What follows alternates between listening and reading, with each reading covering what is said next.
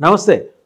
కృష్ణా జలాల వివాదం విడిపోయిన తర్వాత రెండు తెలుగు రాష్ట్రాల మధ్య మరి దూరదర్శన్ సీరియల్లా నడుస్తుంది. అదేమో తగదు, బ్రజేష్ కుమార్ ట్రిబ్యునల్ అంటారు, ఈ రాష్ట్రం వెళ్ళి తన వాదన చెప్తుంది, ఆ రాష్ట్రం వచ్చి తన వాదన వినిపించుకుంటుంది, ఎవరికి వాళ్ళు చుక్క నుటిని కూడా వదలబోమంటారు. మరి వెళ్ళిపోయే నీళ్ళేమో వృధా నీరు వెళ్ళిపోయి సముద్రంలో కలుస్తూ ఉంటుంది. అసలు ఏంటి కృష్ణ ఎక్కడ పుట్టింది, దాని గమనం ఏంటి? ఒక జీవనదిగా సాగునీరు తాగునీరు అందిస్తూ పశ్చిమ కనుమల్లో పుట్టిన కృష్ణానది ప్రస్థానం మధ్యలో ఆంధ్రప్రదేశ్ దాకా రాకుండా అడ్డుపడుతున్న వాళ్ళు క్రియేట్ చేసిన చిక్కులు, వీటన్నిటి మీద సమగ్రంగా విశ్లేషించడానికి మనతో ఉన్నారు Andhra Pradesh agri mission former vice chairman, అలాగే వైఎస్ఆర్సీపీ రాష్ట్ర ప్రధాన కార్యదర్శి ఎంవీఎస్ నాగిరెడ్డి గారు. నమస్తే నాగిరెడ్డి గారు. నమస్తే. కృష్ణ పశ్చిమ కనుమల్లో పుట్టింది మహాబలేశ్వర్లో. అక్కడి నుంచి రెండు రాష్ట్రాలు దాటుకుంటూ మూడు రాష్ట్రాలు, ఎందుకంటే ఇప్పుడు మనం విడిపోయాం కదా, మూడు రాష్ట్రాలు దాటి నాలుగో రాష్ట్రంలోకి వచ్చి మరి ఇక్కడే హంసల్ దీవి దగ్గర అనుకుంటారు సముద్రంలో కలుస్తుంది. చుక్క నీరు వాళ్ళు వదలక, మహారాష్ట్ర వదలక మరి వృధాగా ఎలా వెళ్ళిపోతుంది సార్ ఇక్కడ? అసలు ఏంటి దాని ప్రస్థానం చెప్పండి. సరే, యాక్చువల్గా భారతదేశంలో గంగా, యమున, కృష్ణ, గోదావరి ఈ నాలుగు కూడా జీవనదులు.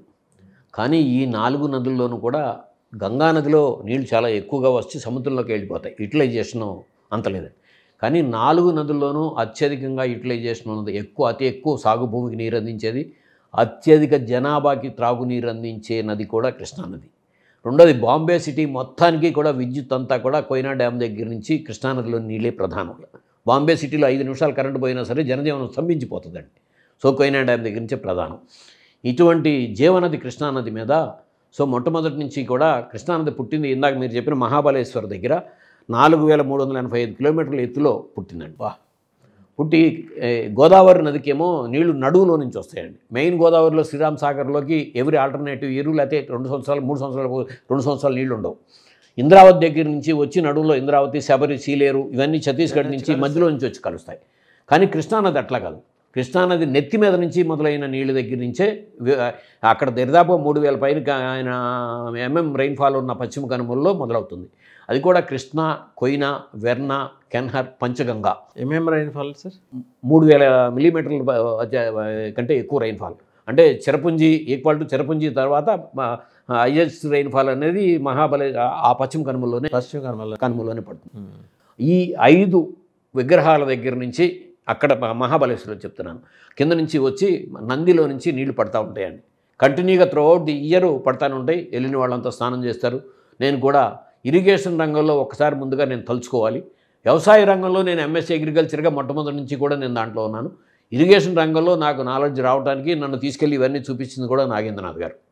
నాకు ఒక కుటుంబ సభ్యుడిగా, రైతు సంఘం నాయకుడిగా ఎర్నేని నాగేంద్రనాథ్ గారు, ఆయనతోనే ఈ ప్రాజెక్టులన్నీ చూసాం. అందుకని ఒకసారి నేను ఆయన తలుచుకోవడం అనేది తప్పనిసరి ఇక్కడ నా విజ్ఞత. సో ఆయన వెళ్ళి మేమంతా అక్కడికి వెళ్ళి స్నానం చేయడం జరిగింది. అక్కడి నుంచి మొదలై కిందకి రాగానే ఇమీడియట్గా ఫస్ట్ వెర్నా మీద ఒక డ్యామ్ ఉంటుందండి. వెర్నా దాటిన తర్వాత ఫస్ట్ ప్రాజెక్టు కోయినా డ్యామ్ దగ్గరికి వస్తాం. కోయినా డ్యామ్ దగ్గర వెస్ట్వార్డ్ డైరెక్షన్లో కోయినా డ్యామ్ కాళ్ళు అలాటెడ్ అయిన వాటర్లో పవర్ తీసుకుని అరేబియా సముద్రంలోకి నీరు వదిలేస్తూ ఉంటారు. వాళ్ళకి మహారాష్ట్రకి అలాటెడ్ వాటరే. కానీ ప్రధానమంత్రిగా పండిట్ జవహర్లాల్ నెహ్రూ గారు ఆ రోజుల్లోనే విద్యుత్ కోసం విద్యుత్తుని ఎక్కడి నుంచి అయినా ఎక్కడికైనా తెచ్చుకోవచ్చు, కానీ ఇంత పెద్ద ఎత్తున నీటిని విద్యుత్ కోసం సముద్రంలోకి వదిలేయటం మాత్రం కరెక్ట్ అయిన విధానం కాదు అని చెప్పి నెహ్రూ గారు అప్పట్లోనే మాట్లాడారు. వాళ్ళకి అలాటెడ్ వాటర్ అయినా సరే, ఎందుకంటే మనం మరి ఎట్లా సార్ అంటే out of first I'm asking, ఒకసారి పవర్ కన్జంప్షన్ కోసం మనం వినియోగించిన నీరు ఇంకా దేనికి పనికిరాదా? అంటే ఇంకా కిందకి వెళ్ళిపోతుంది, డౌన్లోకి వెళ్ళిపోతుంది కదండి.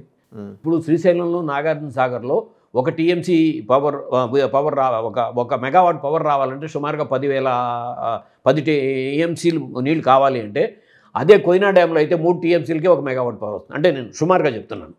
అంటే అంత వెలాసిటీ దారి మళ్ళించలేమా? అది వెస్ట్వార్డ్ డైరెక్షన్లోకి వెళ్ళిపోయింది కదండి. రైట్. ఈ సైడ్ నుంచి వచ్చేది ఆ సైడ్కి వెళ్ళిపోయి సముద్రంలోకి వెళ్ళిపోవటమే. సో ఈ మొదలైన దాన్ని స్టాల్ చేయడానికి వాళ్ళు చేసుకుని ఇంకోసారి పవర్ తీసుకుంటారే తప్ప దానికి కంటిన్యూస్గా వాళ్ళు ఎంత వాడుతున్నారో, అలాటెడ్ వాటర్ పేరే కానీ ఎంత వాడుతున్నారో మన దగ్గర లెక్కలు లేవు. ఓకే. కానీ వీటితో పాటు అత్యధిక స్టోరేజ్ కెపాసిటీ ఉన్న నది కూడా భారతదేశంలో కృష్ణయ్య. దీంట్లో కోయినా డ్యాంలో 48.8 టీఎంసీల కెపాసిటీ గల డ్యామ్ కోయినా డ్యామ్. కోయినా మీద నేను చెప్పిన దాంట్లో. తర్వాత వర్ణ 34.4 టీఎంసీలు. అలాగే భీమా 117.2 టీఎంసీలు. మళ్ళీ భీమా దగ్గర నుంచి కూడా మళ్ళీ పవర్ తీసుకుంటారు. అలాగే దూద్గంగా 25.4 టీఎంసీలు. ఆల్మట్టి 129.7 టీఎంసీలు. నారాయణపూర్ 37.65 టీఎంసీలు. తుంగభద్ర 104.34 టీఎంసీలు. జోరాల 11.94 టీఎంసీలు. శ్రీశైలం 262.63 టీఎంసీలు. నాగార్జున సాగర్ 408.24 టీఎంసీలు. ఇండియాలోనే బిగ్గెస్ట్ రిజర్వాయర్ నాగార్జున సాగర్, ఎక్కువ కెపాసిటీ. సో ప్రకాశం బ్యారేజ్ 3.5 టీఎంసీలు. ఆల్మట్టి ఫేజ్ 2 ఇప్పుడు జరిగే వివాదం అంతా దీని మీదేనండి. సో 100 టీఎంసీలు. పులిచింతల 45 టీఎంసీలు. ఇది పూర్తిగా రాజశేఖర రెడ్డి గారి పుణ్యం. మొత్తం 1379.8 టీఎంసీల స్టోరేజ్ కెపాసిటీ ఉన్న నది కృష్ణానది. సో ఇంత స్టోరేజ్ కెపాసిటీ ఎక్కడ ఏ నది మీద ఎంత అండి మొత్తం? 1379.8 TMC storage capacity. Godavari considerably తక్కువ. గోదావరి ఇప్పుడు అసలు మనం పోలవరం కట్టకపోతే అసలు గోదావరి మీద పైన డ్యామ్లే లేవు కదండి. ఎక్కడో మహారాష్ట్రలో కొద్దిగా బాబ్లీ 4 టీఎంసీలు. సో మనం కాటన్ బ్యారేజ్ దగ్గర కూడా అది ఇరిగేషన్ బ్యారేజే కానీ అసలు డ్యామ్ పోలవరం ఇంత స్టోరేజ్ కెపాసిటీలు కాదు. ఇప్పుడు పైన తెలంగాణలో 1, 2, 3 లిఫ్ట్ ఇరిగేషన్స్ దగ్గర చేసుకునే కార్యక్రమాలు వస్తున్నాయి తప్ప ఇదే కదా. బాక్రానంగల్ ప్రాజెక్టు కంటే కూడా బిగ్గెస్ట్ నాగార్జున సాగర్. అయితే బాక్రానంగల్ అందుకనే కదా పండిట్ నెహ్రూ గారు దేవాలయం అన్నారు. అవును. ఈవెన్ శ్రీశైలం శంకుస్థాపన నెహ్రూ గారి చేత్తోనే జరిగింది. నాగార్జున సాగర్ శంకుస్థాపన నెహ్రూ గారి చేత్తోనే జరిగింది. సో ఒక జోరాల మాత్రం ఇందిరాగాంధీ గారి చేతితో జరిగింది. దాని పేరు కూడా ప్రియదర్శిని జోరాల, అంటే ఇందిరాగాంధీ గారి పేరు కలిసేటట్టే జరిగిందండి. సో దీంట్లో కూడా అంటే ఇక్కడ ప్రధానమైన అంశం ఇదే కృష్ణానది 1400 కిలోమీటర్లు మొత్తం టోటల్గా జర్నీ అండి కృష్ణానది. సో మహాబలేశ్వర దగ్గర పుట్టి 299 కిలోమీటర్లు మహారాష్ట్రలో ప్రయాణిస్తుంది. 21 కిలోమీటర్లు మహారాష్ట్ర కర్ణాటక బార్డర్లో ప్రయాణిస్తుంది. అంటే ఒక పక్క అటు ఒక పక్క ఇటు 2 రాష్ట్రాలు ఉంటాయి. ఆ తర్వాత 483 కిలోమీటర్లు కర్ణాటక. సో ఆ తర్వాత ఆంధ్రప్రదేశ్ కర్ణాటక బార్డర్ 21 కిలోమీటర్లు. ఉమ్మడి ఆంధ్రప్రదేశ్లో 576 కిలోమీటర్ల ప్రయాణం. మొత్తం 1400 కిలోమీటర్ల ప్రయాణం. ఇప్పుడు ప్రస్తుతం దీని మీద ప్రధానంగా జరుగుతున్న చర్చలో పరివాహక ప్రాంతం అంటే క్యాచ్మెంట్ ఏరియా అంటాం. ఇది చదరపు కిలోమీటర్లు. మహారాష్ట్రలో 69,426 కిలోమీటర్లు అయితే కర్ణాటకలో 1,13,270 కిలోమీటర్లు. అంటే క్యాచ్మెంట్ ఏరియా కర్ణాటకలో ఎక్కువ ఉంది. అదే ఆంధ్రప్రదేశ్లో ఉమ్మడి ఆంధ్రప్రదేశ్లో 76,252 కిలోమీటర్లు. ఇప్పుడు క్యాచ్మెంట్ ఏరియాని బట్టి తెలంగాణ మాకు నీళ్ళు రావాలని కోరుతుంది. ఇప్పుడు ఇదే క్యాచ్మెంట్ ఏరియా ప్రకారంగానే మళ్ళీ రీడివిజన్ చేస్తే వాటర్ మొత్తం 200 వాటర్ కర్ణాటకకి వెళ్ళిపోద్ది. క్యాచ్మెంట్ని బట్టి ఎప్పుడు కూడా ఉండదండి. ఇప్పుడు దిగువ రాష్ట్రం. సో మొట్టమొదటి ప్రాజెక్టు ప్రకాశం బ్యారేజ్. సో మొట్టమొదటి ప్రాజెక్టు ప్రకాశం బ్యారేజ్ దగ్గర నిర్మించిన దాన్ని వదిలేసేసి క్యాచ్మెంట్ ఏరియాని బట్టి ఇప్పుడు రేపు వరదలు వస్తాయి. సో తెలంగాణలో వచ్చిన వర్షం అంతా ఆంధ్రప్రదేశ్ కదా మునిగేది. అవును. సో మరి అప్పుడు మా మీదకి నీళ్ళు రాని కూడా చేస్తారా? సో ఆపుకోగలరా మరి? అప్పుడు ఆపుకోగలరు. సాధ్యం కాని అంశాల మీద దాని మీద చర్చ జరుగుతుంది. ఇందాక కెపాసిటీలు చెప్పాను. కోయినా డ్యామ్ దగ్గర 65.5 టీఎంసీలు నీళ్లు వాళ్ళకి కేటాయించిందండి. సో దాంట్లో రిజర్వాయర్ కెపాసిటీ మొదటి దశ 1560 మెగావాట్లు కోయినా డ్యాంలో విద్యుత్ వస్తుంది. టాటా హైడల్లో భీమా దగ్గర 274 మెగావాట్లు వస్తుంది. సో ఇవి మేజర్గా బచావత్ ట్రిబ్యునల్ తీసుకున్నప్పుడు 75% డిపెండబిలిటీ మీద తీసుకున్నారండి. అంటే 75% అంటే 100 సంవత్సరాల్లో 75% అత్యధికంగా వాటర్ వచ్చే నీళ్ళు సంవత్సరాలు తీసుకుని దాంట్లో బచావత్ ట్రిబ్యునల్ అనేది సో ఏప్రిల్ 10, 1969లో ముందు ట్రిబ్యునల్ వేశారు. అది 1976 మే 27 నాడు ఫైనల్గా వాళ్ళ జడ్జిమెంట్ ఇచ్చారు. వెంటనే మే 31 నాడు గజెట్ పబ్లికేషన్కి వచ్చేసింది ఈ 3 రాష్ట్రాల మీద. వచ్చి దాంట్లో వాళ్ళు ఇచ్చినది ఏంటంటే స్కీమ్ ఇంత నికర జలాలు అని చెప్పారు. ఈ నికర జలాలకి 3 రాష్ట్రాలకే కేటాయించారు. కేటాయిస్తూ 2 ఆప్షన్స్ ఇచ్చారు, స్కీమ్ ఏ, స్కీమ్ బి. స్కీమ్ ఏలో ఏంటంటే ఒకవేళ వర్షపాతం తక్కువగా ఉండి వాటర్ తక్కువగా వచ్చినప్పుడు కూడా ఈ దామాషా ప్రకారం ప్రతి రాష్ట్రం కూడా మొట్టమొదటి రోజు నుంచే పంచుకోవాలి. స్కీమ్ బి సో దిగువ రాష్ట్రం కాబట్టి మిగులు జలాలన్నీ కూడా దిగువ రాష్ట్రానికి వాడుకునే హక్కు ఉంది కొత్త ట్రిబ్యునల్ వచ్చేదాకా. కానీ నీడు మాత్రం వాళ్ళకి అలాట్ చేసిన వాటర్ అయిన తర్వాతే కిందకి వాటర్ వస్తుంది. ఆ రోజునప్పుడు పైన ఆల్మట్టి లేదు. సో ఎగురు ప్రాజెక్టులు ఏమీ లేవు, నారాయణపూర్ లేదు కాబట్టి ఆంధ్రప్రదేశ్ స్కీమ్ బిని కోరుకుంది. మిగులు జలాలతో హక్కుతో కొత్త ప్రాజెక్టులు నిర్మాణం చేసుకోవచ్చు అనే ఉద్దేశంతో మనం స్కీమ్ బిని కోరుకున్నాం. దాంట్లోనే వాళ్ళు ఇచ్చిన జడ్జిమెంట్ ఏంటంటే 2000 సంవత్సరం దాకా బచావత్ ట్రిబ్యునల్ అవార్డులో ఉంటుంది. 2000 సంవత్సరం తర్వాత ఈ 3 రాష్ట్రాల్లో ఏ 2 రాష్ట్రాలు కోరినా కొత్త ట్రిబ్యునల్ వేయాలి. ఎవరు కోరారు మరి? అప్పుడు 3 రాష్ట్రాలు కోరినాయి. 2004 వచ్చింది. ఈ కొత్త ట్రిబ్యునల్ ఏర్పడే నాటికి కొత్తగా చేపట్టిన ప్రాజెక్టులకి 75% ప్రయారిటీ ఇవ్వమని చెప్పి ఆ ట్రిబ్యునల్ జడ్జిమెంట్లోనే ఇచ్చారు. ఇది మళ్ళీ 2004లో మనకి డిమాండ్స్ 2004లో మళ్ళీ బ్రిజేష్ కుమార్ ట్రిబ్యునల్ ఎస్టాబ్లిష్ అయింది 2004 ఏప్రిల్ 2న. 3 కింద 3 రాష్ట్రాలు అంటే గవర్నమెంట్ కొత్త రాజశేఖర రెడ్డి గారి గవర్నమెంట్ రాకముందే ఏర్పడింది. ఇది 2010లో ప్రిలిమినరీ రిపోర్ట్ ఇచ్చింది. ఆ తర్వాత 2013 నవంబర్ 29న ఫైనల్ రిపోర్ట్ ఇచ్చింది. సో ఇచ్చినప్పుడు వీళ్ళు ఇందాక నేను చెప్పిన 75% డిపెండబిలిటీ అనే దాన్ని 65% డిపెండబిలిటీకి తీసుకొచ్చారు. అంటే 47 సంవత్సరాల్లో కురిసిన అత్యధిక వర్షాన్ని తీసుకుని 65% డిపెండబిలిటీ అంటే 100 సంవత్సరాల్లో 65% కురిసిన అత్యధిక వర్షాన్ని తీసుకున్నారు. రైట్. దాని మూలంగా లేని వాటర్ మిగులు జలాల కింద తేలింది. అదే 55% డిపెండబిలిటీ అన్నారనుకోండి, ఇంకా కొత్త వాటర్ వెళ్తుంది. ఇక్కడ ఈ పాయింట్ దగ్గరే ఆర్గ్యుమెంట్ అంతా కూడా ఆంధ్రప్రదేశ్కి టైలెండ్ రాష్ట్రంగా నష్టం జరిగింది అనే ఆర్గ్యుమెంట్లోకి వెళ్ళాం. అయితే దీని మీదే మనం వెంటనే ఢిల్లీలో కూడా జలదీక్ష పేరుతో 5,000 మందితో బ్రిజేష్ కుమార్ ట్రిబ్యునల్ మీదే జంతర్ మంతర్లో జగన్మోహన్ రెడ్డి గారు మొట్టమొదటి దీని మీద చేసింది. దీని మీద 3 రాష్ట్రాలు కూడా బ్రిజేష్ కుమార్ ట్రిబ్యునల్ మీద సుప్రీంకోర్టుకి వెళ్ళేటప్పటికి గజెట్ పబ్లికేషన్ రాలేదండి. దీంట్లో ప్రధానంగా మహారాష్ట్రకి మొట్టమొదట అసలు బచావత్ ట్రిబ్యునల్లోనేమో 2,130 టీఎంసీలు మొత్తం నికర జలాలు అని తేల్చారు. దీంట్లో 585 టీఎంసీలు మహారాష్ట్రకి, 734 టీఎంసీలు కర్ణాటకకి, 811 టీఎంసీలు ఆంధ్రప్రదేశ్కి ఇచ్చారు. ఈ 811 టీఎంసీలు కూడా క్లియర్గా కిందకి వచ్చిన తర్వాత కూడా ప్రాజెక్టుల వారీగానే డివైడ్ చేశారు. దీంట్లో రాయలసీమకి పూర్తిగా 144.7 టీఎంసీలు, కోస్టల్ ఆంధ్రప్రదేశ్కి 387.24 టీఎంసీలు, తెలంగాణకి 278.96 టీఎంసీలు క్లియర్ కట్గానే చేశారు. అయితే రాజశేఖర రెడ్డి గారు అంతగా ఇయర్ మార్క్ చేసిన కూడా కాంట్రవర్సీ ఏంటి? ఇప్పుడు అంటే ఇందాక చెప్పింది నేను, మా క్యాచ్మెంట్ ఏరియా మా తెలంగాణలో ఎక్కువ ఉంది కాబట్టి మాకు 70% క్యాచ్మెంట్ ఏరియా ఉంది కాబట్టి 70% నీళ్ళు రావాలన్నది. అది క్యాచ్మెంట్ ఏరియా నుంచి వాళ్ళ ఆర్గ్యుమెంటు. అది ఎప్పుడు ఆర్గ్యుమెంట్ నిలిచేది కాదండి. దీంట్లో రాజశేఖర రెడ్డి గారు ఉండగా కోస్తాకి అలాటైన 387.24 టీఎంసీల్లో మోడరైజేషన్ కృష్ణా డెల్టా మోడరైజేషన్ చేసుకుని 20 టీఎంసీలు మేము సేవ్ చేసుకుంటామని మేమా లిఫ్ట్ ఇరిగేషన్ స్కీమ్ తెలంగాణ కోసమే 20 టీఎంసీలు అక్కడి నుంచి పేపర్ మీద 20 టీఎంసీలు వీళ్ళకి అలాట్ చేయడం జరిగింది. దాని మూలంగానే అది 298.96 టీఎంసీలు వాళ్ళకి వచ్చినాయి. దీంతోనే సెంట్రల్ వాటర్ కమిషన్ దగ్గర 2014 రాష్ట్ర విభజన జరిగిన తర్వాతే వాళ్ళు క్లియర్ కట్గా అంటే రెండు రాష్ట్రాలకి కూడా 512 టీఎంసీలేమో ఆంధ్రప్రదేశ్కి, 299 టీఎంసీలేమో తెలంగాణకి వాడుకోవటం అనే దానికి 2014 తర్వాత ఒక ఇది ఇచ్చారు. దాన్ని ఫాలో అవుతా ఉన్నాం.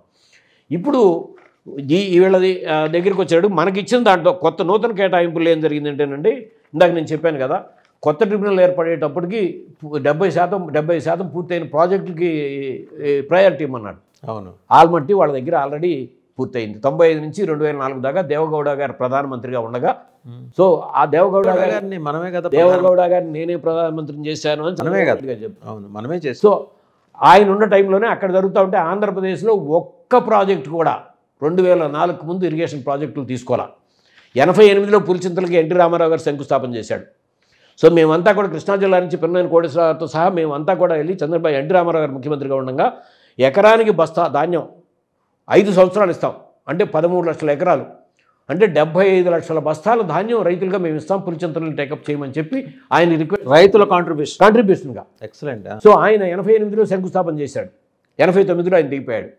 మళ్ళీ 94లో ఆయన ముఖ్యమంత్రి కాగానే 3వ రోజునే ఇందాక చెప్పిన నాగేంద్రనాథ్ గారు, నాగేంద్రనాథ్ గారు, నేను, సీతాదేవి గారు, ముగ్గురు, సీతాదేవి గారు ఎమ్మెల్యేగా ఆయన ముఖ్యమంత్రి ఛాంబర్లో ఎదురుబెదురు కూర్చున్నాం.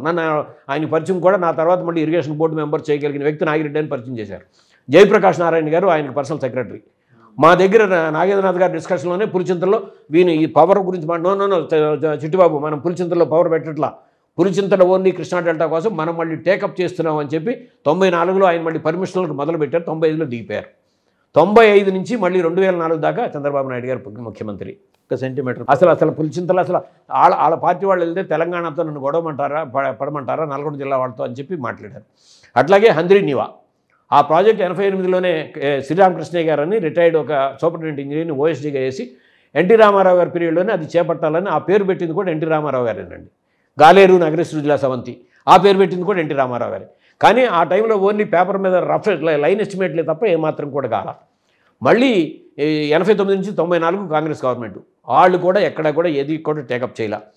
95లో మళ్ళీ చంద్రబాబు నాయుడు గారు ముఖ్యమంత్రి. 95 నుంచి 2004 దాకా ఎక్కడ మళ్ళీ హంద్రీ నివాక్ 2 సార్లు శంకుస్థాపన చేశారు.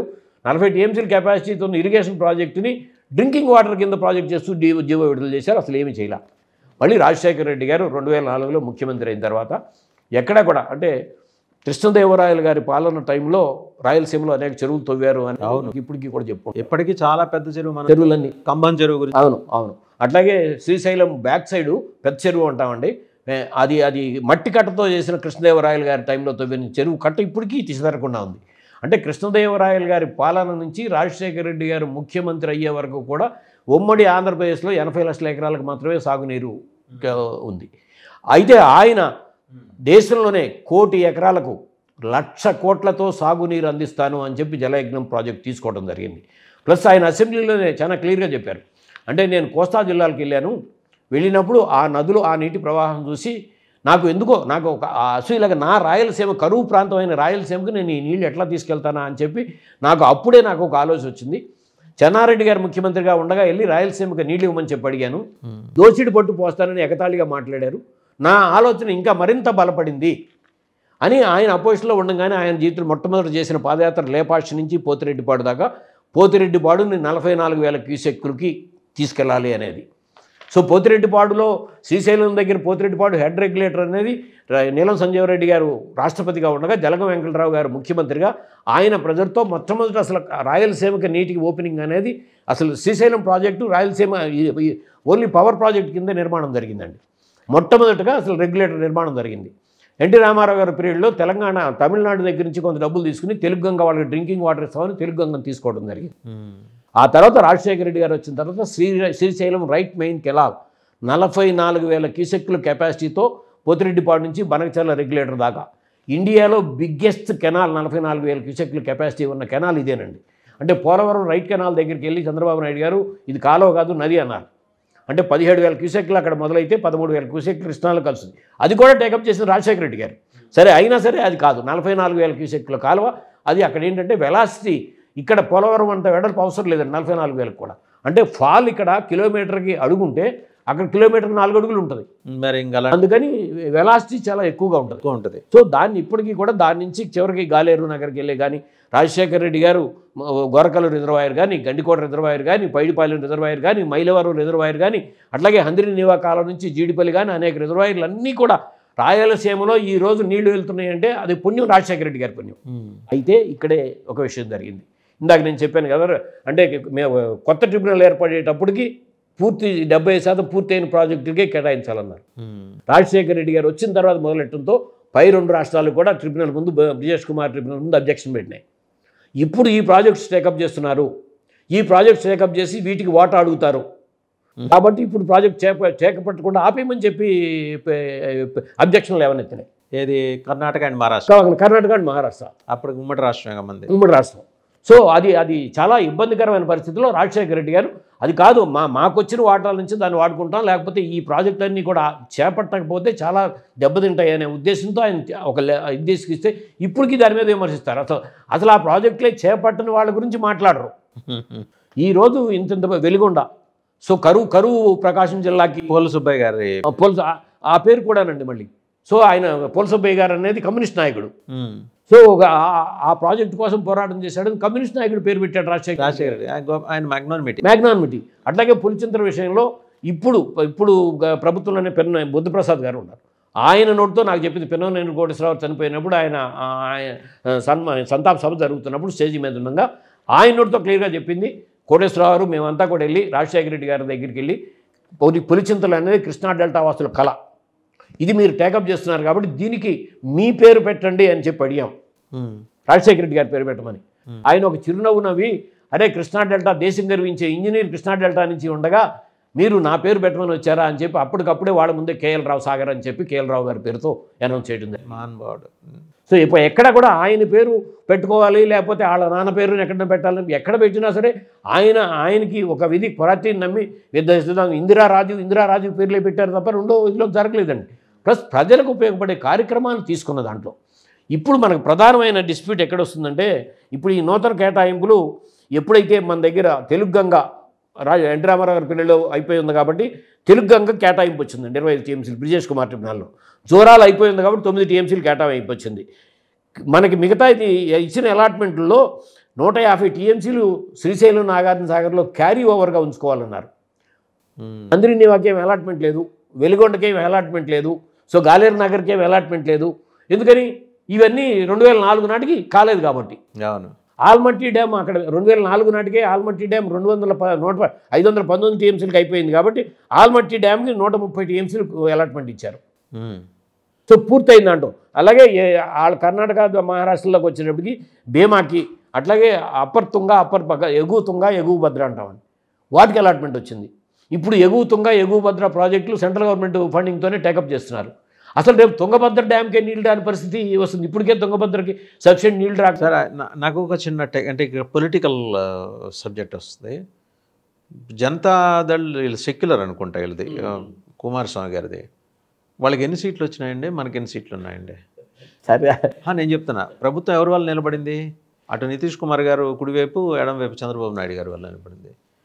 అత్యంత తక్కువ సీట్లు ఉన్న కుమారస్వామి గారి మాట చెల్లుబాటుతున్నప్పుడు ఎక్కువ సీట్లు ఉన్న మన మాట ఎందుకు చెల్లుబాటు కావట్లా?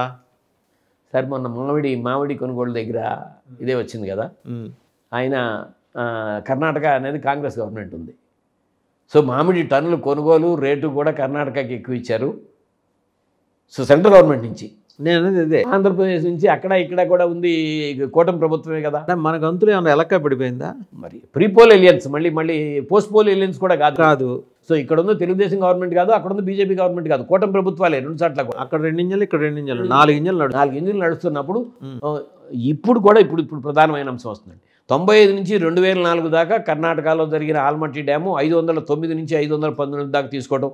519 కాదండి, ఇప్పుడు 524 చిల్లరకి కూడా డ్యామ్ ఆల్రెడీ పూర్తయిపోయిందండి.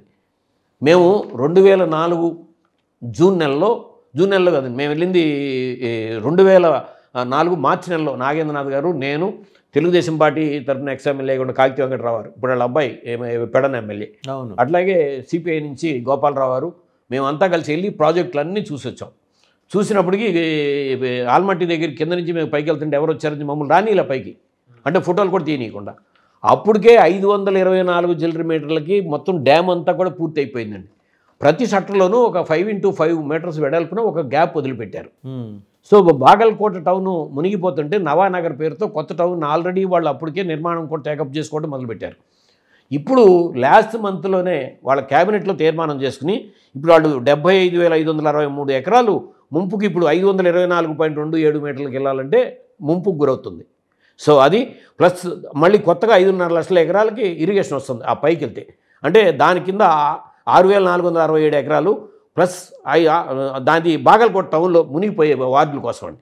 అట్లాగే 595.94 లక్షల ఎకరాలకి నీరు అందించే డ్యామ్ కాలువలకి 51,873 ఎకరాలు, అంటే 1,33,867 ఎకరాలు భూమి సేకరణకి ఇప్పుడు మొత్తం వాళ్ళు ఈ గవర్నమెంట్లో సంవత్సరానికి 18,000 కాటి 4 సంవత్సరాలు తీసుకుంటామని చెప్పి తీసుకుని మొన్న 1 మంత్ బ్యాక్ వాళ్ళు క్యాబినెట్ తీర్మానం చేసి అసెంబ్లీలో పెట్టి తీసుకున్నారు. మనం అడగాలి కదా, ఇప్పుడు కూడా మళ్ళీ ప్రధానమంత్రిగా మళ్ళీ వీళ్ళే కదా ఉంది.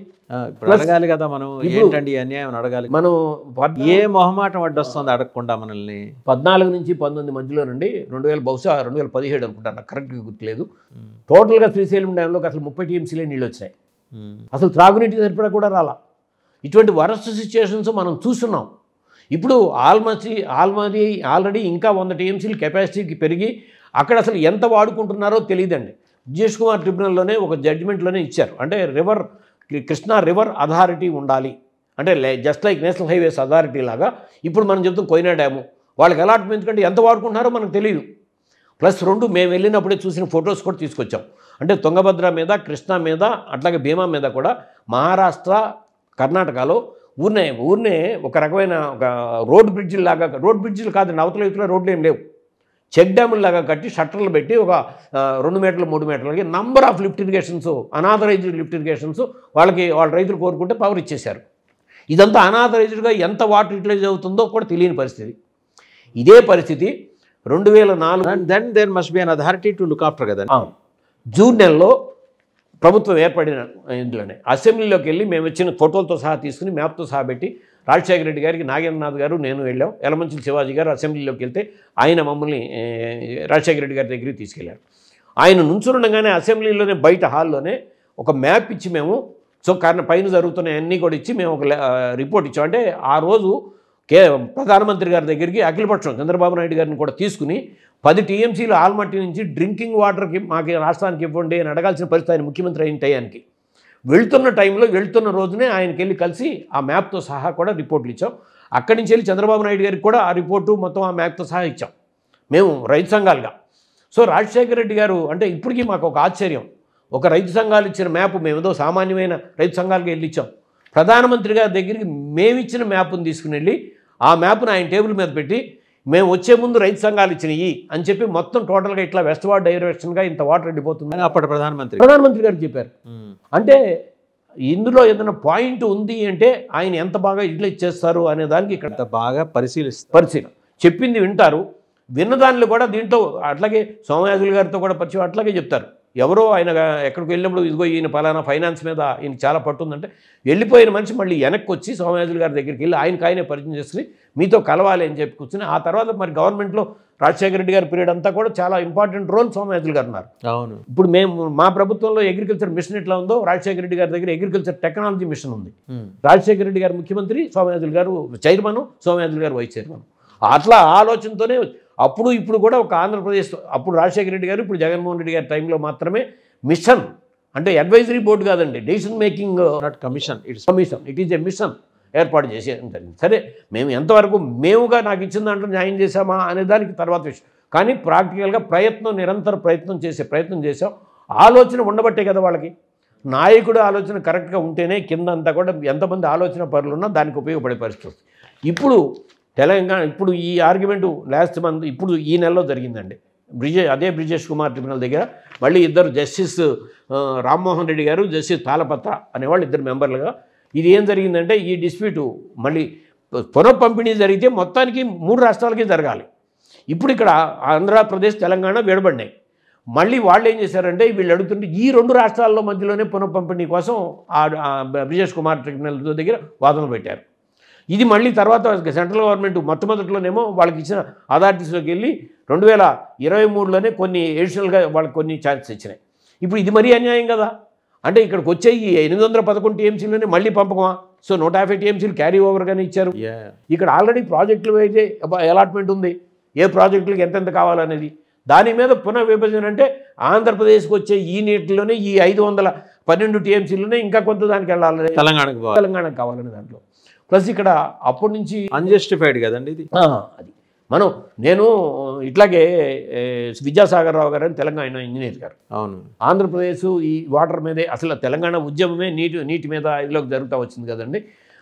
ఆ టైంలోనే విద్యాసాగర్ రావు గారు నేను వాళ్ళ తెలంగాణ ఛానల్లోనే ఇరిగేషన్ మేమిద్దరమే డిస్కషన్లో ఉంటే నేను ఆయనతో ముందుగానే అప్రాల్ ఒక ఫార్మర్ నాకేమి ఆయన ప్రముఖ ఇంజనీర్, రిటైర్డ్ ఇంజనీరు, నన్ను ఆయనతో పోల్చొద్దంటే ఆయన మొట్టమొదటి no is not a ordinary farmer, is more than an engineer అని చెప్పి చివరికి వచ్చేటప్పుడు కూడా సమాధానం నేను అడిగిన దాంట్లో చాలా వరకు మీ రాష్ట్రానికి మీరు చెప్పిన దాంట్లో మేము కాదని అంటలేదు అని ఆయన కూడా ఒప్పుకున్నారు. సో నేను ఆ రోజుల్లో కూడా ఉమ్మడి ఆంధ్రప్రదేశ్లో ఉన్నప్పుడు తెలంగాణకి ఎక్కడైనా వచ్చినా సరే తెలంగాణ విషయంలో కూడా మాట్లాడేవాళ్ళం. రైతు సంఘంగా అది ఆంధ్రప్రదేశ్ రైతా, రాయలసీమ రైతా, తెలంగాణ రైతా అనేది కాదు ఇప్పుడు కూడా. సో కేసీఆర్ గారు కూడా జగన్మోహన్ రెడ్డి గారు ప్రమాణ స్వీకారంలో వచ్చినప్పుడు మన ఇద్దరం కూర్చొని మేము నీటి పంపకాలు చేసుకుందాం అనే మాటనే వచ్చింది. ఇప్పుడైనా సరే ఇప్పుడు రేవంత్ రెడ్డి గారు మరి మా శిష్యుడేని అంటారు, గురు శిష్యులేని అంటారు కదా. ఇప్పుడు ఆంధ్రప్రదేశ్ను తెలంగాణను కలిసి కూర్చుని నిర్ణయం తీసుకోవచ్చు కదా. ఆ ప్రయత్నం ఎక్కడా కూడా జరగలేదు. సో దీంట్లో ఇప్పుడు మళ్ళీ బచావ్ ట్రిబ్యునల్లోనే ఎప్పుడైనా సరే కృష్ణా నది బేసిన్లోకి గోదావరి నది బేసిన్లో నుంచి నీళ్లుగా కృష్ణా నది బేసిన్లోకి వస్తే అంటే ఈ అలాట్మెంట్లు ఇందాక నేను చెప్పిన 387.24 టీఎంసీ డెల్టా అన్నది నాగార్జున సాగర్కి మా కృష్ణా డెల్టాకి కూడా కలిపాడు. సో సుమారుగా 180 టీఎంసీలు చిల్లర కృష్ణా డెల్టాకి నీళ్లు కావాలి. 80 టీఎంసీలు సాగర్ నుంచి వస్తాయి. మిగతా నీళ్ళేమో పాలేరు, మునేరు, వైరా, కట్లేరు నుంచి లెఫ్ట్ సైడ్ నుంచి తెలంగాణ నుంచి వస్తాయి. ఇందాక నేను చెప్పలేదు, హాలియా, చంద్రవంక అని రైట్ సైడ్ నుంచి వస్తాయి. ఇవన్నీ కూడా బేలో నాగార్జున సాగర్ వచ్చి కలుస్తాయి. సో అసలు అవన్నీ తెలంగాణ నుంచి వచ్చేమో బేలో పులిచింతలు కలుస్తాయి. సో అవి వచ్చి డైరెక్ట్గా ప్రకాశం బ్యారేజ్కి వచ్చి, ప్రకాశం బ్యారేజ్ దగ్గర నుంచి మేము వాడుకుంటే వాడుకోవాలి, లేకపోతే సముద్రంలోకి వెళ్ళిపోతాయి వర్షం వచ్చినప్పుడు. ఇప్పుడు ఈ బ్రిజేష్ కుమార్ ట్రిబ్యునల్ కూడా అవన్నీ కూడా నికర జలాల కింద తీసుకుంది, సముద్రంలోకి పోయాయి కూడా. అంటే బ్యారేజ్ దగ్గర నుంచి వెళ్ళిన నీటిని కూడా, కానీ ఆ నీటిని ఆపుకోవడానికి ఏం లేదు. ఆ వాదనలో మనం వీక్గా వాదన చేసాం. సో ట్రిబ్యునల్ ముందు అవి నికర జలాలు ఎట్లా అవుతాయండి? మొన్న వర్షం వచ్చింది. ఇప్పుడు ఈ 3 రోజుల మోందా తుఫాను కూడా 6 లక్షలు చిల్లర, వరంగల్లో పడిన వర్షం అంతా కూడా 6.5 లక్షలు ప్రకాశం బ్యారేజ్ దగ్గర సముద్రంలోకి పోయింది. దాన్ని ఎక్కడ పెట్టుకుంటాం? అంతే. సో కృష్ణా డెల్టాకి 40 టీఎంసీలు పులిచింతల ప్రాజెక్టుని రాజశేఖర రెడ్డి గారి పుణ్యం. ఆ తర్వాత ఇప్పుడు పోలవరం, రాజశేఖర రెడ్డి గారి పుణ్యం. పోలవరంలో 25 సెంటీమీటర్స్ పడింది కదండి. అవునండి. వరంగల్లో 25 కదా, 30 above సెంటీమీటర్స్ వర్షం వరంగల్లో అయితే. సో కూడా ఇక్కడికే మరి మొత్తం మూసీ నుంచి వచ్చి ఇప్పుడు ఈ మూసీ వెళ్ళి వరంగల్లో దీనికి ఒక చిన్న డ్యామ్ ఉంది, చిన్న రిజర్వాయర్ కూడా ఉందండి. అక్కడ డ్రింకింగ్ వాటర్ వరంగల్కి మూసీ తాగబుల్గా ఉంటుందండి వాటర్. కెనాల్లో ఇప్పుడు మనం కృష్ణా నదిలో విజయవాడలో గార్బేజ్ అంతా మా రైస్ కాలంలోనే కలుస్తుంది. కానీ డెల్టాలో ఉన్న గ్రామాలందరికీ అదే డ్రింకింగ్ వాటర్ కదా, ఎక్కడ ఏం ప్రాబ్లం రాలేదు కదా. అట్లాగే యమునా నదిలో ఢిల్లీ గార్బేజ్. మూసీ మీద మనకు ఒక అప్రహెన్షన్ ఉంది, అంత డ్రైనేజ్ వాటర్ అంతా కలుస్తుంది సార్. ఎప్పుడు కూడా భూమి మీద కొన్ని కిలోమీటర్లు ఆ నీళ్లు నడిచినప్పుడు సాయిల్లో ఉన్న ప్రోబయాటిక్ బ్యాక్టీరియా దాన్ని క్లీన్ చేసేస్తుందండి. అందుకని ఎప్పుడు కూడా బెడ్ లైనింగ్, కాంక్రీట్ లైనింగ్ చేయకూడదని మేము రైతు సంఘాలుగా వాదన చేస్తాం. కాంక్రీట్ చేస్తే అంతే కూడా ఢిల్లీ గార్బేజ్ అంతా యమునాలోకే దిగుతుంది, అలహాబాద్, కాన్పూర్ ఇవన్నీ దిగుతాయి. కానీ ఎక్కడ కూడా రన్నింగ్కి వెళ్ళిన తర్వాత ఎక్కడ ప్రాబ్లం రాలేదు. అది లాగే భూమిలో ఉన్న ప్రోబయాటిక్ బ్యాక్టీరియా క్లీన్ చేసేస్తుందండి. దేవుడిచ్చిన వరం ఏంటంటే, ఇప్పుడు మనం ఎక్కడైనా ఒక చచ్చిపోయిన జంతువుని అక్కడ పడేస్తాం, 6 రోజులు 5 రోజులకి తెల్లటి పురుగులు పుట్టేస్తాయి కదా, 10 రోజులకి మొత్తం అంతా మట్టి కింద మార్చేస్తుంది కదా, ఆర్గానిక్ లోడ్ కింద. ఇప్పుడు మన పెంటపోగు, ఒరిగేటేసిన పెంటపోగు మట్టి కింద మారటం మన డెల్టాలో కోడి ఇవన్నీ. సో ఇది దేవుడిచ్చిన వరం. అంటే ప్రతి చోట కూడా 1 గ్రాము మట్టిలో 10 to the power of 5 అంటే 5 అంటే 1,00,000, 10 లక్షల ప్రోబయాటిక్ బ్యాక్టీరియా జీవులు ఉంటాయి. అది ఆటోమేటిక్గానే దాన్ని మార్చి, ఇది ప్రకృతి ఇచ్చిన వరం. మనం ఎవరిని ప్రకృతిని జయించాం లేకపోతే తుఫాను జయించామని మాట్లాడటం అనేది, సో మనం ఎంత వాళ్ళం అండి, వాళ్ళని ఆపేస్తాం సార్. దేవుడు శివుడు లాంటి వాళ్ళే శని గ్రహం బట్టి ఏంటనే దాని మీద మన చరిత్రలో చదువుకున్నాం. అంటే దేవుళ్ళకి కూడా కొన్ని ఇదిలోకి వచ్చినప్పుడు కృష్ణ పరమాత్మ.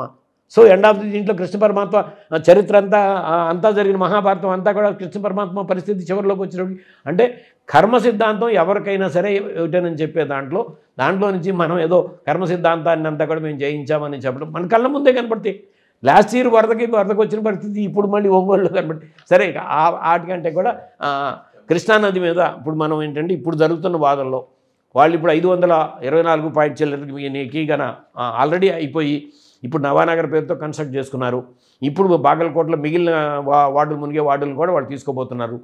ఇదంతా తీసుకున్నప్పుడు వాళ్ళకి అలాట్మెంట్ దగ్గర అసలు ముందు రివర్ అథారిటీ లేకపోతే ఏ రాష్ట్రాలకు అలాట్ చేసిన వాటర్ మాత్రమే వాడుకునేదాకా కంట్రోల్ అనేది మేము రైతు సంఘాలుగా ఇదివరకు డిమాండ్ చేసాం, ఇప్పుడు కూడా చేస్తున్నాం. రివర్ కంట్రోల్ అథారిటీ చేతిలో ఉండాలి. అక్కడి నుంచి వాళ్ళ కెనాల్లోకి మనం నాగార్జున సాగర్, ఇప్పుడు మన దగ్గర నాగార్జున కాలువ దగ్గర వాళ్ళు మనం కొట్లాటలు జరిగింది నీళ్ళు విడుదల దగ్గర. సో అవి పోవాలి అంటే కాలువలోకి వచ్చిన తర్వాత ఇప్పుడు వాళ్ళ ఎవరైతే కమిషన్ ఉంటుందో ఆ river authority, so suppose Nagarjuna Sagar left కెనాల్కి సో వాళ్ళు 4,000 క్యూసెక్లు విడుదల, రైట్ కెనాల్కి ఒక 6,000 క్యూసెక్లు అని చెప్పినప్పుడు ఈ 6,000 క్యూసెక్లని ఎట్లా డిస్ట్రిబ్యూట్ చేసుకుంటారో వీళ్ళు ఇష్టం. కానీ ప్రాజెక్టులో నుంచి పైన మొదలైన కోయినా డ్యామ్ దగ్గర నుంచి ప్రతి డ్యామ్ దగ్గర కూడా river authority just like national highways authority ఎట్లా ఉంటుందో అటానమస్ పవర్స్తో, లేకపోతే కేంద్ర ప్రభుత్వానికి అనుకూలమైన వాళ్ళ ప్రభుత్వాలు ఉన్న దగ్గర ఆ రాష్ట్రాలకు ఒక రకంగా, సో ప్రతిపక్షాలు ఉన్న రాష్ట్రాల దగ్గర ఇంకో రకంగా ఈ నీటి పంపకాల యుద్ధాల దగ్గర పరిష్కరించే ప్రయత్నం. మన అలయన్స్లోనే ఉన్నాం కదా, పైకి ఉన్నది ప్రతిపక్ష రాష్ట్రం కూడా మనకి బాధ. ఇక్కడ సరే, ఇక్కడ అది మన తప్పిదం కిందకే వస్తుందండి, దాని మీద లేవనెత్తకపోవడం అనేది. సో అసలు కేంద్ర ప్రభుత్వం ఎప్పుడు కూడా దీని మీద తల్లిదండ్రి పాత్ర పోషించట్లా. అంటే ఇప్పుడు వీళ్ళు ఉన్నారని మోడీ గారు ఉన్నారని కూడా నేను చెప్పట్లా. మొట్టమొదటి నుంచి కూడా రాష్ట్రాల మధ్య డిస్ప్యూట్ మనకెందుకు లేనట్టుగా వదిలేస్తుంది. అది తప్పిదం. తండ్రి చేయాల్సిన కార్యక్రమం అది కాదు కదా. తన బిడ్డలిద్దరూ పోట్లాడుకుంటుంటే చూస్తూ వదిలేస్తాడా? అంతే. సో సెటిల్ చేసే ప్రయత్నం 100% శాయశక్తిలో పనిచేస్తాడు. సో ఆ ప్రయత్నం అనేది జరగట్లా. ఇప్పుడు దీని మూలంగా అంటే ఎక్కడైనా ఇంటర్నేషనల్ లాస్ మీద కూడా మీకు ఎప్పుడు కూడా ప్రథమ వినియోగ హక్కు ఉంటుందండి. అంటే కృష్ణానది మీద ప్రకాశం బ్యారేజ్ మొట్టమొదటిగా బ్రిటిషర్స్ టైంలో నిర్మించిన ప్రకాశం బ్యారేజ్. అట్లాగే తుంగభద్ర మీద, సో మళ్ళీ తుంగభద్ర మీద మళ్ళీ ఇక్కడ బ్యారేజ్ హోస్పేటలో కదా? కాదండి, మన దగ్గరికి వచ్చిన తర్వాత తుంగభద్ర కేసీ కెనాల్ స్టార్ట్ అవ్వడం. ఓకే. సో తుంగభద్ర డ్యామ్ తర్వాత ఇందులోకి వచ్చింది. ముందు వచ్చినాయి ఈ బ్యారేజ్లు. అంటే కాటన్ టైంలో వచ్చిన ధవళేశ్వరం బ్యారేజీ, సో కృష్ణా మీద ప్రకాశం బ్యారేజీ, ఇది కూడా బ్రిటిషర్స్ టైంలోనే వచ్చిందండి. సో వీటి హక్కుని డ్యామ్ అది మోక్షగుండం డిజైన్ చేసింది. సో రెండోది కూడా మనం చంద్రబాబు నాయుడు గారు అంటే క్యాపిటల్ విషయానికి వచ్చినప్పుడు మన ఇంజనీర్లు కడితే మురిక్కోపాలు కడతారు అన్నారు. అది ఒక ఆంధ్రప్రదేశ్కి ఒక బాధ్యత కలిగిన వ్యక్తిగా ఆంధ్రప్రదేశ్ ప్రజల్ని శ్రీశైలం డ్యామ్ అండి. సో రాజశేఖర రెడ్డి గారు చనిపోయిన తర్వాత 2009 అక్టోబర్లో వచ్చిన వరదలకి రోషి గారు ముఖ్యమంత్రిగా ఉండగా డ్యామ్ మొత్తం ఓవర్ఫ్లో అయిందండి.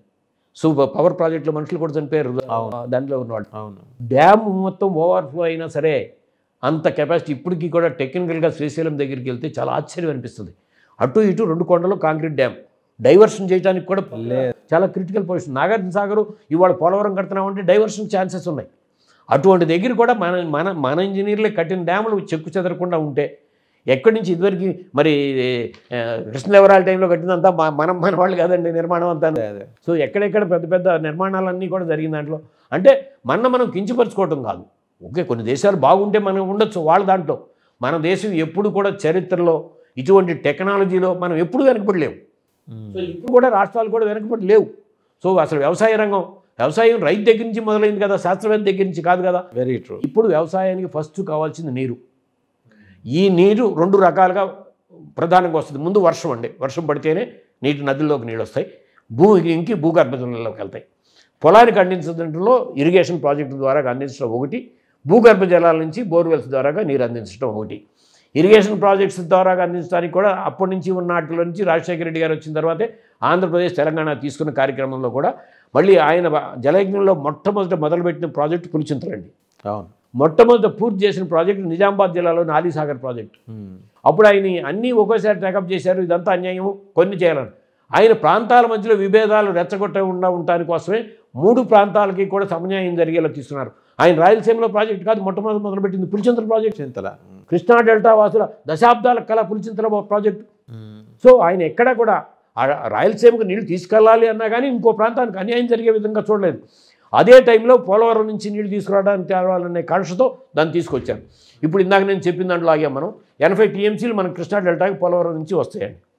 వచ్చినప్పుడు ఆ నీళ్లు ఈ 80 టీఎంసీలు రాగానే బజాజ్ ట్రిబ్యునల్లోనే 45 టీఎంసీలు ఆంధ్రప్రదేశ్కి, మళ్ళీ 20 టీఎంసీలు కర్ణాటకకి, 10 టీఎంసీలు మహారాష్ట్రకి ఆటోమేటిక్గా అలాట్మెంట్ వెళ్ళిపోతుంది.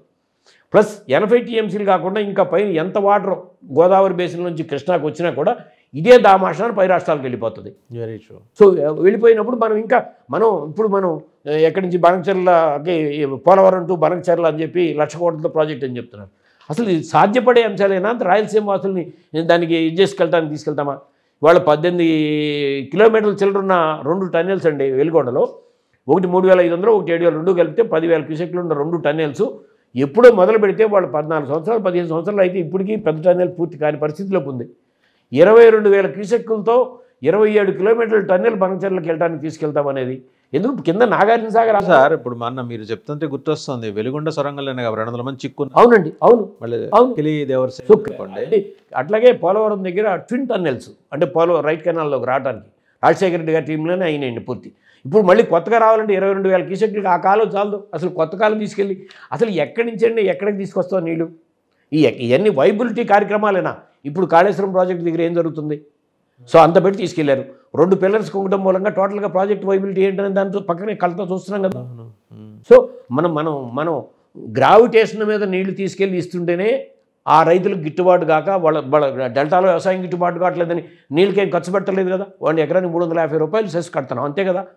అక్కడ కూడా గిట్టుబాటు కాక సంఘర్షణ. అలాగే నాగార్జున సాగర్ రైట్ కెనాల్, మీరు ఎంతో వాటర్ ఉన్న రైట్ కెనాల్లో వాళ్ళ పల్నాడు ఏరియాలో నీళ్ళు వెళ్తే అక్కడ పేడికని గిట్టుబాటు కాని పరిస్థితిలో ఉంది కదా. అంటే ఎకరానికి 20,000 25,000 పవర్ ఖర్చు పెట్టి లిఫ్ట్ ఇరిగేషన్ ప్రాజెక్ట్ ఖర్చు కాదు తీసుకెళ్తే అసలు ఎకనామికల్గా వైబిలిటీ వస్తుందా? ఇవన్నీ అసలు మనకు వచ్చే నీళ్ళు శ్రీశైలంలోకి నెత్తి మీద నుంచి వచ్చే నీళ్ళని ముందు చూసుకోకుండా ఇక్కడ వదిలేసేసి కర్ణాటక వాడుకుంటే వదిలేసేసి ఎక్కడి నుంచో కింద నుంచి తీసుకొస్తామని చెప్పి మాటలు అనేది అంటే ప్రజలని ఇది మభ్యపెట్టే కార్యక్రమం అవుతుంది తప్ప వాస్తవమైన విషయాలు కాదు. అంటే గ్రావిటీ ద్వారా వచ్చేదాన్ని కానీ ఇప్పుడు అయినా సరే ఆ బ్రిజేష్ కుమార్ ట్రిబ్యునల్ ముందు గట్టి వాదనలు సో చేయకపోతే ఇప్పుడు తెలంగాణకి మనకి ముందే వాదన జరుగుతుందండి. సో ఈ వాదనలు బలంగా ఆర్గ్యుమెంట్ చేయకపోతే ఆంధ్రప్రదేశ్ రాష్ట్రపై పరిస్థితి దీంట్లో నుంచి ఒక 100 టీఎంసీలు మళ్ళీ తెలంగాణకి ఇచ్చారని ఏమవుతుంది? మీరు 100 టీఎంసీలు మళ్ళీ అక్కడ 80 టీఎంసీలు పోలవరం నుంచి ఇక్కడ తీసుకురావడానికి ఎన్ని వేల కోట్లు ఖర్చు అయింది మనకి. ఇప్పుడు మళ్ళీ ఆ 100 టీఎంసీలు మనం ఎక్కడి నుంచి మళ్ళీ తీసుకొస్తామా? తీసుకురావాలంటే మళ్ళీ అది ఎక్కడ ఎంత కావాలి? సో అక్కడ మళ్ళీ అబ్జెక్షన్ ఆల్రెడీ ఇప్పుడు మళ్ళీ పోలవరం ఇప్పుడు బనకచర్లగా ఆ ప్రాజెక్ట్ని మొత్తం తెలంగాణ అబ్జెక్షన్ పెడుతుంది కదా. అవును, నంబర్ ఆఫ్ లిఫ్ట్ ఇరిగేషన్స్ అంటే వరంగా తెలంగాణ 2 వైపుల నుంచి సఫికేట్ చేస్తుంది అన్నట్టే. సరే ఇప్పుడు లిఫ్ట్ ఇరిగేషన్ స్కీమ్స్లో ఇప్పుడు పాలమూరు రంగారెడ్డి అట్లాగే Alimineti Madhava Reddy lift irrigation scheme తెలంగాణలో అనేక లిఫ్ట్ ఇరిగేషన్ స్కీమ్స్ని ఆల్రెడీ తీసుకుని వాళ్ళేమో నీళ్ళు తోడేసుకుంటున్నారు. మన దగ్గరికి వచ్చేటికి మనం తోడుతుందల్లా ఒక హంద్రీ నీవా ఒకటే హంద్రీ నీవా అని అబ్జెక్షన్ పెడుతున్నారు. వాళ్ళు చేస్తున్న పనే పైన రాష్ట్రాలేమో నంబర్ ఆఫ్ నేను చెప్పిన అనాథరైజ్గా తోడుకుంటుంటే 2 రాష్ట్రాలు కలిపి అసలు పైన మీద పోట్లాడకపోతే అసలు శ్రీశైలంలోకి నీళ్ళు రానప్పుడు ఏం చేస్తాం మనం? ఇక్కడ మనిద్దరం పోట్లాడుకుని శ్రీశైలంలోకి వచ్చే నీటిని ముందు తెచ్చుకోవాలి. ఆ తర్వాత అనాది నుంచి ఉన్న అలాట్మెంట్ని స్థిరీకరించుకుంటూ ఎడిషనల్ వాటర్ని ఇదే దామాషాలో పంచుకోవాలి. అది ఈ వాదన ఈ ప్రతిపాదన సమంజసంగా మన వాళ్ళు అక్కడ పెట్టగలగాలి చేసుకోగలగాలి. కేంద్ర ప్రభుత్వానికి ఎలాగో మనం మద్దతిస్తున్నాం కాబట్టి కనీసం లాబింగ్ అనే చేసుకోవాలి. 2 లేకపోతే చాలా ప్రమాదకరమైన పరిస్థితుల్లోకి వెళ్తామండి. ఇప్పుడు రాయలసీమ పరిస్థితిలో తీసుకున్నప్పుడు ఇప్పటికి ఇంత తీసుకున్నా సరే ఈ సంవత్సరం కూడా అనంతపురం కానీ అనంతపురం తుంగభద్ర నుంచి వచ్చే హై లెవెల్ కెనాలు లో లెవెల్ కెనాల్ 2 వస్తాయండి. హై లెవెల్ కెనాల్ నుంచి వాటర్ ఇప్పటికీ మనకి అలాటెడ్ వాటర్ కూడా సఫిషియెంట్గా రాదు. సో దాంట్లో ఈ అలాట్మెంట్లో ఉన్న వాటర్లోనే రాయలసీమకి సో వాటిని చూసుకోవాలి. ఇవాళ అనంతపురం సత్యసాయి అంటే ఉమ్మడి అనంతపురం జిల్లాలోనండి అన్నమయ్య కడప సో కర్నూలు ఈ జిల్లాలు ఎప్పటికీ కూడా రెయిన్ ఫెడ్ మీద ఇరిగేషన్ ఎక్కువ ఉంది. ఇన్ని తీసుకొచ్చినా సరే సో వీటి మీద దృష్టి పెట్టకపోతే మీకు ఆంధ్రప్రదేశ్లో చాలా ఇంపార్టెంట్ అయిన విషయం ఉమ్మడి శ్రీకాకుళం దగ్గర నుంచి ఉమ్మడి కృష్ణా దాకా 6 జిల్లాల్లో ఖరీఫ్లో ఎంత భూమిలో పంటలు సాగవుతాయో కేవలం అనంతపురం అండ్ కర్నూలు ఈ 2 జిల్లాల్లోనే ఖరీఫ్లో అంత భూమిలో సాగవుతాయండి. అంటే ఆ 2 జిల్లాల్లోనూ పంటలు ఉత్పత్తి వస్తేనే రాష్ట్ర వ్యవసాయ జీడీపీలో పెరుగుతుంది. అట్లాగే రాష్ట్రం వలసలు కూడా ఆగుతాయి. ఇప్పుడు మొన్న ఆల్రెడీ ప్రభుత్వ అనుకూల పత్రికలోనే కర్నూలు నుంచి వలసలు అని చెప్పి ఫోటోలు వచ్చినాయి. మనం కళ్ళ ముందు చూస్తూ ఉన్నాం. ఈ 2 తర్వాత మళ్ళీ గుంటూరు జిల్లా అత్యధికంగా ఉమ్మడి గుంటూరు జిల్లాలో సాగు భూమి ఉన్న జిల్లా. ఈ 3 జిల్లాలు కలిస్తే ఆ 6 జిల్లాలు తర్వాత ప్రకాశం జిల్లా నెల్లూరు జిల్లా చిత్తూరు జిల్లా 9 జిల్లాల్లో ఎంత సాగు భూమి ఉందో ఈ 3 జిల్లాల్లో అంత సాగు భూమి ఉంది.